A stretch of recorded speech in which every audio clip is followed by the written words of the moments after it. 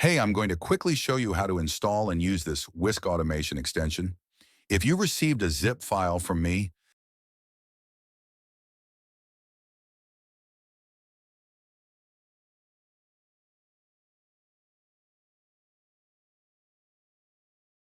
once it's extracted, open Google Chrome, go to the address bar, and type chrome://extensions, then press enter.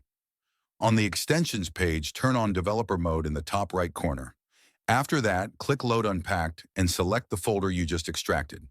Once you do that, the extension will appear in your browser, and that means it's installed. Before running anything, open Google Labs Whisk in a new tab and make sure you're signed in. The extension works on top of Whisk, so Whisk must already be open and logged in. Now click the extension icon to open it. You'll see a prompt box where you can paste your prompts. Each line is treated as a separate prompt. You can also upload a text file if you prefer, as long as each prompt is on its own line.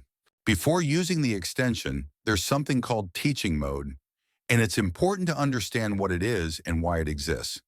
Teaching mode is a one-time setup that tells the extension exactly where the prompt input and the run button are on the Whisk page. Whisk's interface changes from time to time, and instead of guessing where things are and breaking when the layout updates, teaching mode lets you manually show the extension the correct elements. This makes the automation far more reliable and prevents missed runs, broken clicks, or random failures. Before you start teaching mode, make sure there is at least one letter or word typed into the prompt input box on the Whisk page. It can be anything. Even a single letter is enough. The first button is Teach Prompt Box. When you click this button, the extension will show a small notification telling you to click the prompt input on the Whisk page. If you don't see the notification appear at the bottom of the screen, simply reload the Whisk page and try again. The second button is Teach Run Arrow. When you click this, you'll get another notification asking you to click the Run or Generate button on the Whisk page. This is usually the arrow or submit button you normally press to generate images.